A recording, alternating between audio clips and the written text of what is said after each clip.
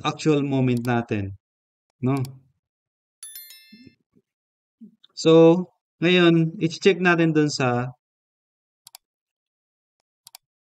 doubly, the doubly reinforced section properties natin.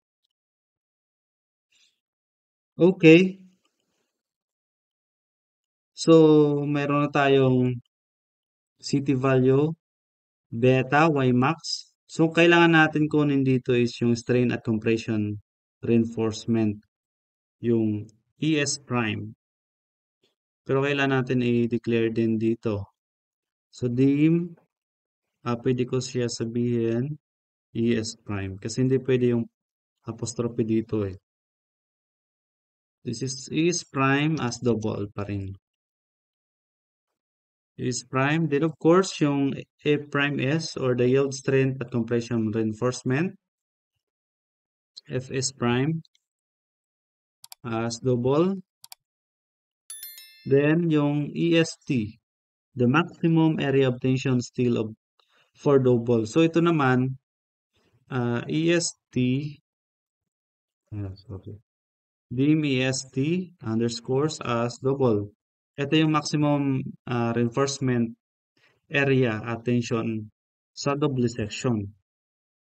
Okay? Then, ito naman, sabi natin ESC. Ito naman yung maximum na compressive steel for doubly reinforced section. So, maximum dapat hindi lumampas. Then, ano pa bang kailangan natin? Yung MU doble. MU doble naman yung hanapin natin dito. As double. Okay. So, yung ES prime natin, yung value na yan,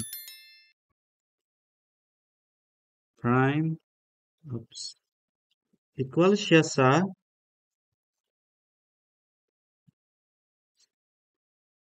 yung C natin, ito, C minus DC over C times the EC. So, kukunin natin to.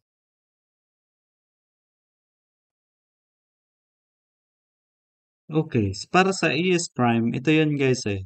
Yung strain natin. Beres yung proportion.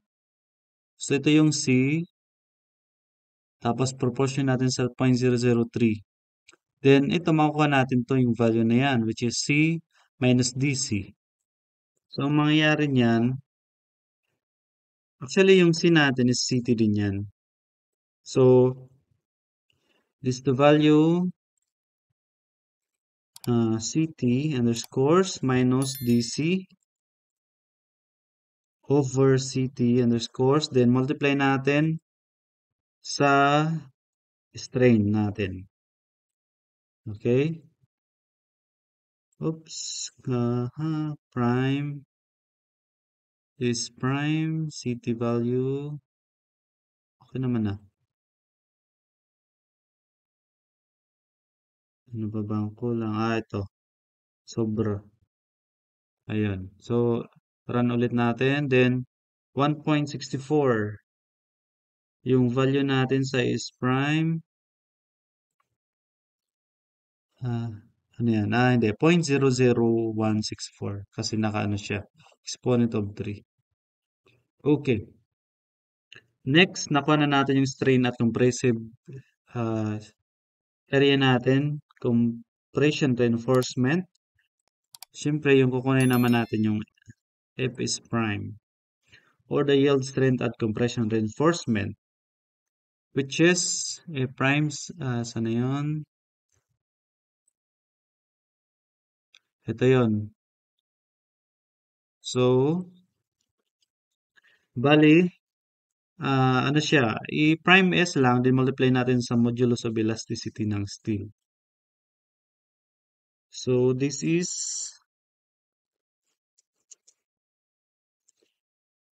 ang value natin, yung ES prime. ES prime, then multiply natin sa modulus of elasticity ng steel.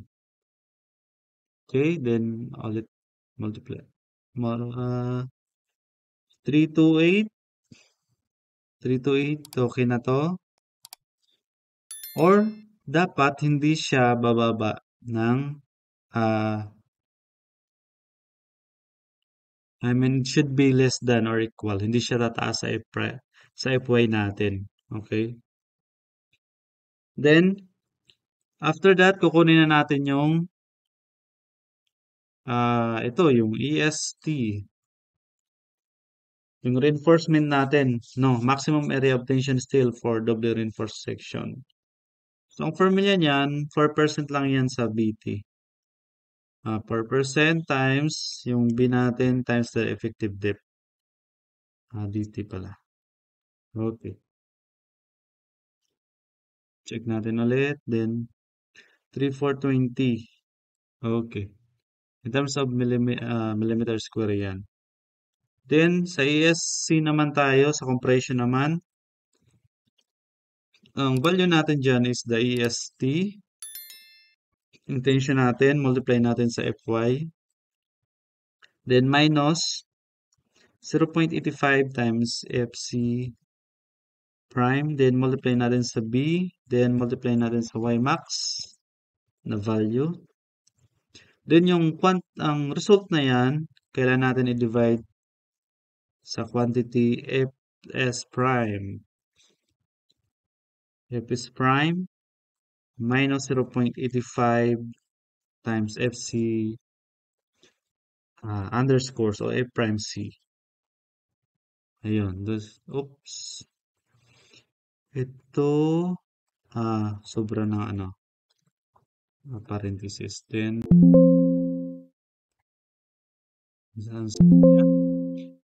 variable not defined. So, hindi siya na defined. Ito, sorry.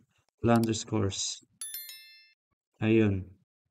So, this is 37, 36 millimeter square. So, ngayon, makukuha na natin yung MU doble. Check natin. So, ang pinaka-analysis natin dito, kailangan i-compare natin yung singly, yung moment na nakuha natin, maximum moment ng singly, and yung moment ng doubly compare sa actual moment na MU. No? So, singly siya kapag mag-less than ng MU singly. Okay? Pero kapag mag-greater than sa MU singly moment, pero less than sa MU doubly, doubly siya. Pero pag mag-greater than yung MU actual natin sa MU doubly, so ibig sabihin, failed na yung section mo. Kailangan mo na mag-increase ng dimension. Okay? Then, okay. So, para naman sa MU doubly, ang formula natin dyan is, of course, yung phi. Yung value natin ng phi. Then, times the quantity 0.85 type A prime C times B. Then, times Y max. Then, times the quantity dt. Yung Y max natin, walang underscores. And dt minus dy max underscores over 2. The half of this one value. Okay. Ayun. Then, kailangan natin i-plus, isum yung reinforcement ng compression. Multiply natin sa the quantity Fs prime. Fs prime, then minus 0.85 times Fc prime. Okay. Then, multiply natin sa dt. Oops. dt minus dc.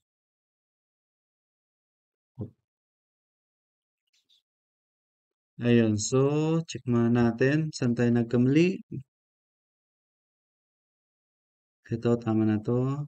Tama na yan. Minsan, ano lang, yung space lang.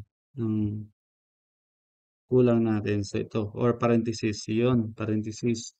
So, ira natin, pumapatak siya ng 3,600 pero kailan natin ito i-divide ng 1,000,000. Mula rito, divide natin sa 1,000,000. Okay. So, pumapatak 368 lang siya. 0.65 kilonewton. So, work function natin, round natin. Ito decimal place by 2. Okay. Ulit natin run. Bula. So, meron na tayong value. So, yun. Anong magiging ano natin dito? Magiging section type. So, para sa section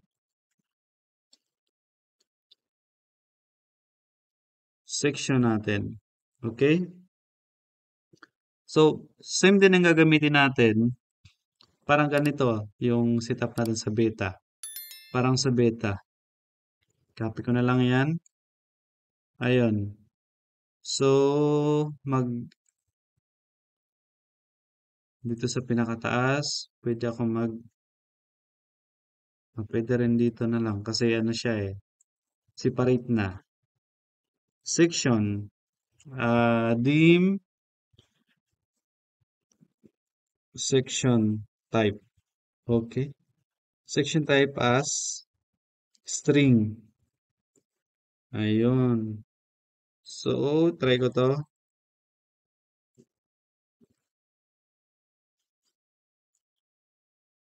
Kaso nga lang, dapat hindi siya muna string. Kasi may range siya eh. Range. Sige, i-try natin muna. So, ito, maximum ng ito, mu, singly, then, minimum ng, sana yan? Minimum nito. Minimum ng beta, tapos doubly.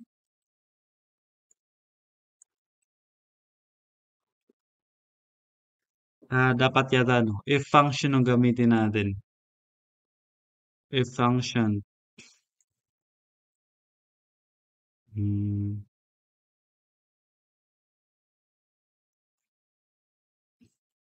If. Ito. FMU. Okay. FMU dash or the actual moment natin is less than mu singly. So, i-copy na lang para sigurado. Okay. Less than. So, ano siya? Singly section. No, singly reinforced section. Reinforced section. Pero,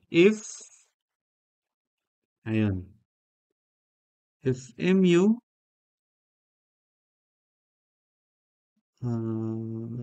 okay, dito na tayo. If mu is greater than, yun, ganito ang mangyayari. If m is greater than but less than sa doble. Ayun. So, ano siya? Of course, doble siya. Doble. Otherwise, section failed. Section failed. Okay.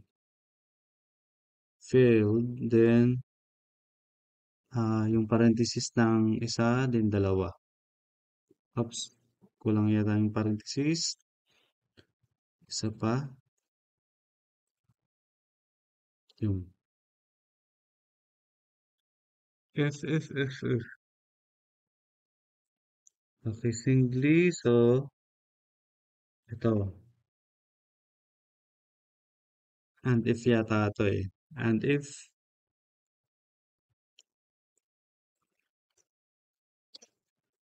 So,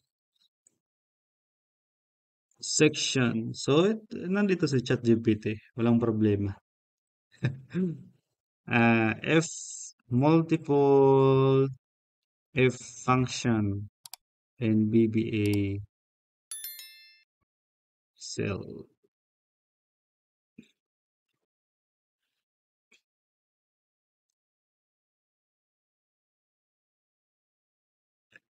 Pwede naman na, no? Ato, else F. Pwede.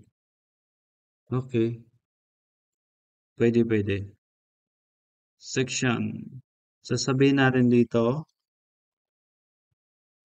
if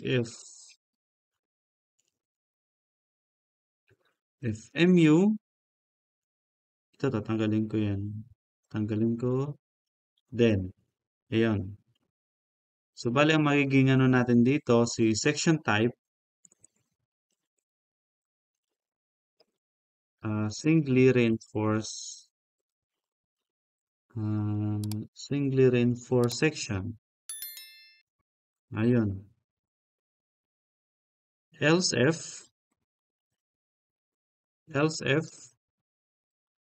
so kapag magano naman, mag, so, this, ito, copy natin yan dito, then less than, then this is doubly. No. So, kapag greater than yung mu sa singly, but less than sa doubly, yung magiging section type natin is doubly. Doubly. Ayan. Else, so kung hindi bagsak na yung section mo. Section failed.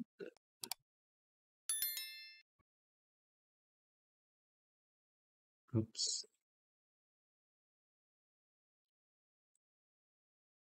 And F. So, i-end natin. Okay, era natin. Iyon. So, bali ang magiging section type natin, reinforced section siya. Tama. So, try natin dito. Let's say 50 lang yung kilo nyo, ano natin. So, yung section type natin is single reinforcement. Tama. So, gamitin natin 500. So, dapat mag-fail siya.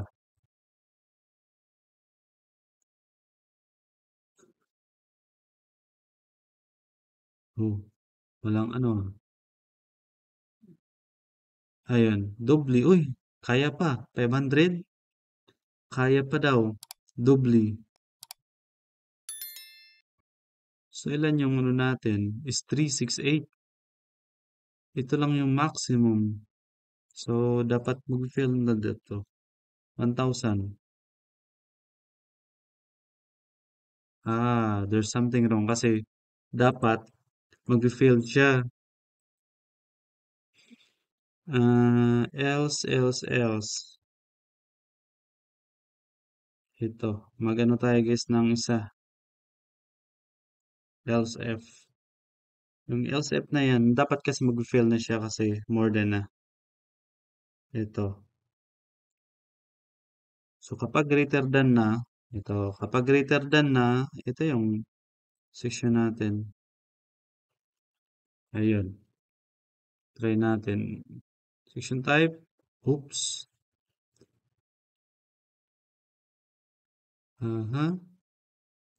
Dapat kasi mag more than na yan. Yung mu natin, 1,000. Mu. There's something wrong. Probably and. Dito guys eh. Dapat and yata. And mu. Ito.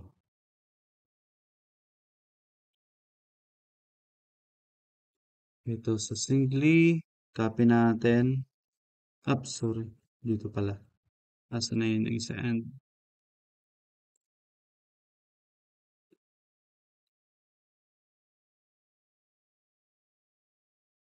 If. Dito. Yun. If MU prime is greater than, but less than, and less than. Okay. Try natin. Dapat kasi failed. Yun, section failed siya. So, i-try natin 500. Yun, kailangan talaga i-check natin guys yung maging result failed. Okay. Kasi ang capacity lang ng doble natin is 368. So, let's use 350. Kailangan yan doble. Dapat doble na yung ano natin section type. So, tama. Tama na yung ano natin. Yung formula. Yung code. So, ibig sabihin, nakuha na natin yung type ng section. So, ang gagamitin natin is doble section. Then after that, magka-calculate na tayo ng reinforcement. Okay?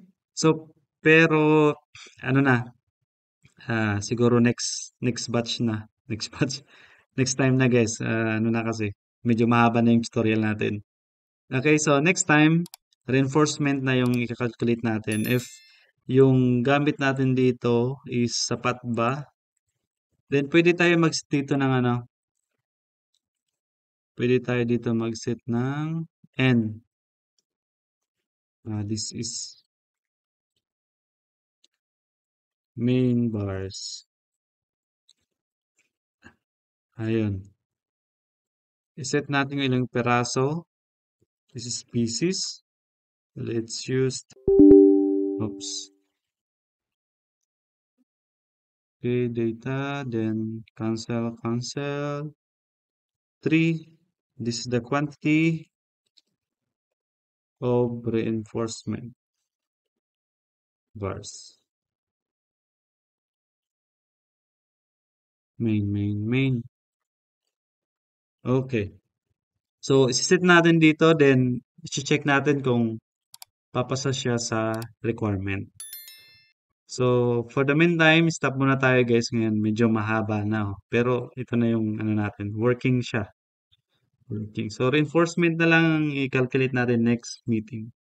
Thank you for watching and thank you sa mga bagong followers natin. Of course, sa mga old followers nga na nagre-renew pa sa mga membership natin, sa mga nagdo-donate for pangkape natin. Thank you. And of course, sa level 2 members natin. Yun lang, don't forget to like sa mga videos na na-upload natin. And much better if you share my videos. Thank you, keep safe, God bless.